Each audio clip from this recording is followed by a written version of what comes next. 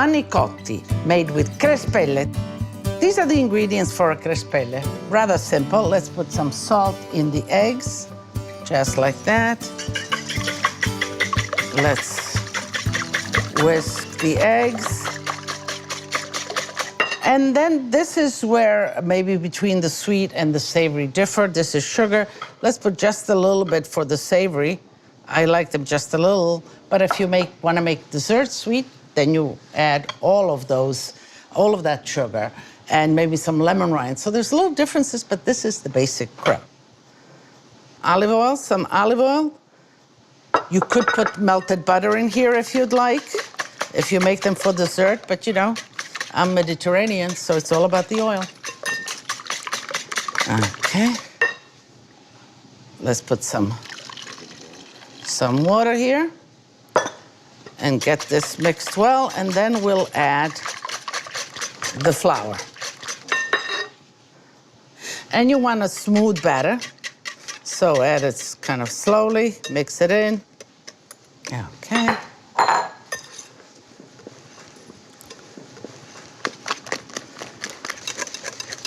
Whisk it well, make sure all the bubbles, the lumps are loosened up, even a little thinner.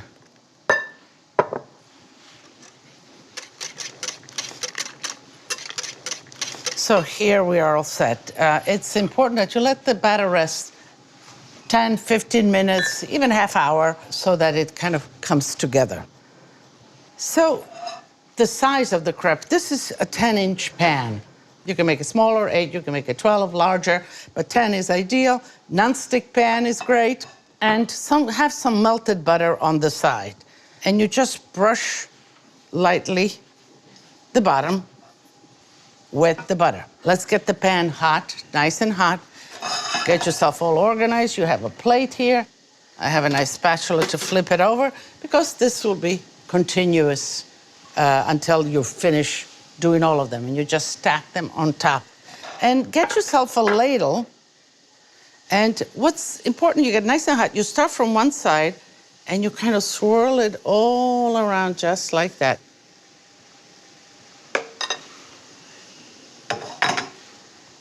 Let me just drip a little bit in here where we missed. The question is just to start on one side and let it swirl around so it's even all around, nice and thin. You get it crisp on one side, and then you just flip it over, and you keep on doing this. And it doesn't take long because it's very thin. Let's see where we are. Okay. Here we are. Maybe I like it a little darker, and we let it be a little longer. And, okay, let's see. Okay.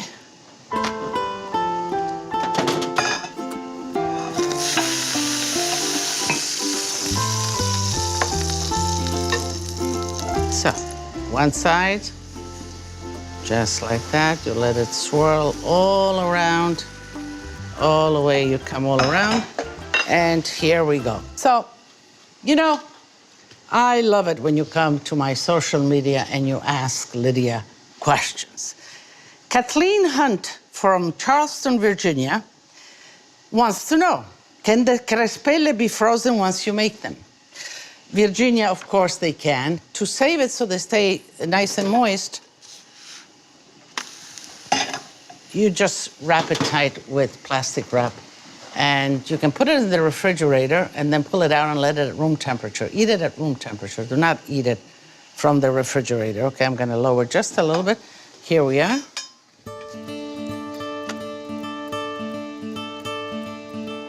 I will continue to flip and fry and finish them, clean up, and then we'll come back and assemble.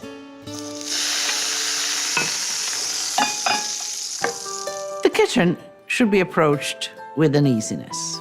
Going in the kitchen shouldn't be a tense experience. You should be relaxed, and you should have fun. The kitchen and cooking is very forgiving. It's a great place where great things happen.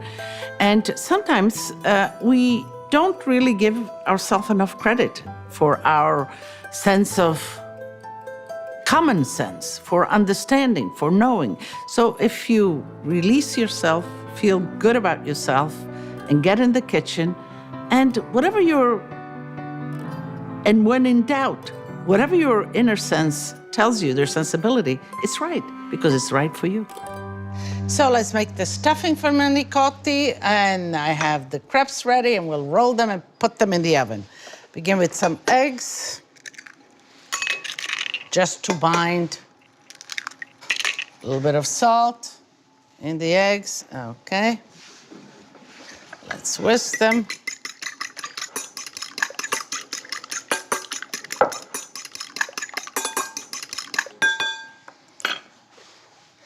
The ricotta, this is nice fresh ricotta. Dry it, let it dry overnight so it's nice and dry. Let's break that in. Cut up mozzarella.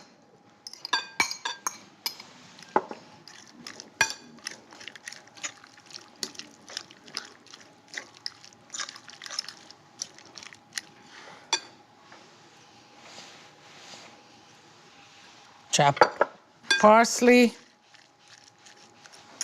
some of the grated cheese, and you want it fairly dry. You don't want it too wet. The aromatic here is the nutmeg. Just, this is a little nut that goes a long way, and just you grate some right in here. And it's very pronounced, the aroma, so a little bit will go a long way, and I think that's enough for that. Okay. And we are all set. Here I have the stuffing, the crespelle, the baking pan, some nice marinara sauce or tomato sauce. It's best if you make it yourself. Marinara is easy, but you can use a jar sauce for this. Nice and warm. Layer the bottom so it doesn't stick on the bottom. And let's...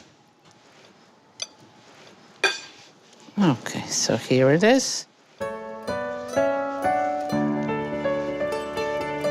Simple as that. Let's layer them.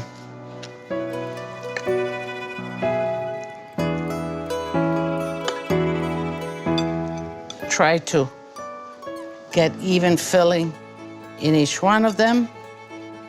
Crespelle, or palatine, we call them in our area. Ever since I can remember, those were part of our table. We used to sprinkle them with sugar, and that was enough for us. And when they were made for breakfast, Grandma, my mother, would make them, and we would roll them and eat them as fast as she made them. It still is at our house a tradition. The grandkids still want it, and I will venture to say that it will continue into the next generation. So you can see how simple this is. And you know what? If you prepare yourself well, you can double this, and you can make, we have 8 here. You want 1 or 2 for each, but you can make 2 or 3 of these. So it's great when you have the holidays, you have all the guests coming. Here I have some fresh mozzarella. You can grate it, but this is really nice and fresh and tender, and I will just slice it. Let's put some sauce right down the middle like that.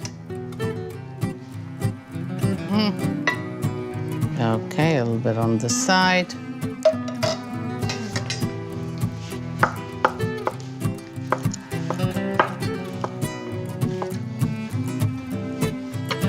This is really, and even shredded, just.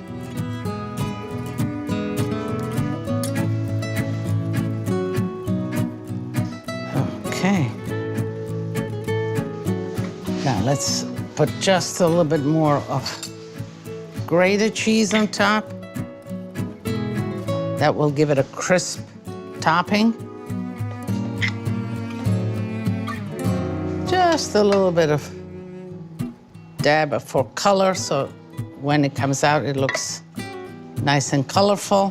Preheat the oven, 450 degrees, nice and hot. And you cover it for 20 minutes, let it bubble, let it cook inside, and then you uncover it for another 20, 30 minutes, or as much as you see, okay, I like them this color, or this is the way I like them. And you bring them piping hot to the table. Masterclass, Crespelle Basics. Remember, it should be always thinner than a pancake batter. Always let the batter rest. Learn the proper way to cook the crespelle. Don't forget to use the non-stick pan and the proper spatula. Crespelle are very versatile and can be sweet or savory. I think it's ready. Let's check it. Oh, ready it is. Beautiful bubble, nice crust. Wow, que bellezza. It smells good, it looks good, it even sounds good. The bubbles. And this, you know, stays warm in here. Bring it to the table right like this, in this, so it'll stay warm. You can do the serving or let them just fish it out themselves. But I think I'm going to fish one out right now. Let's try this one. Let me just detach it a little bit.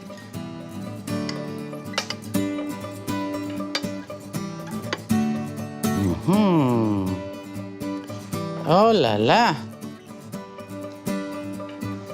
Oh, che bello, che buono. I mean, you know,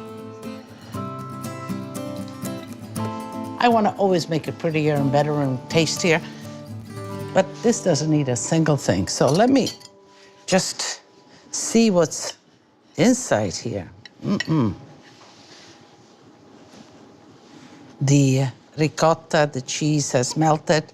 Should I cut just a piece like this right here? And you see the crunchiness on the side. I'm taking my time because it's hot. Otherwise, I would have already taken a bite. But now I will take a bite. So, is that a big piece? It is, but okay. Should I go for it? Yes.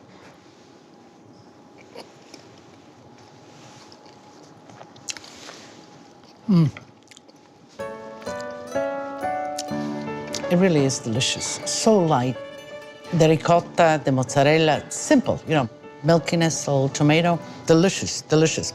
A little bit, I don't know, maybe a little dolcetto I think would go very good with that. Dolcetto is a wine from Piedmont, very kind of red, fruity, but light. And I think it goes nice with this acidity.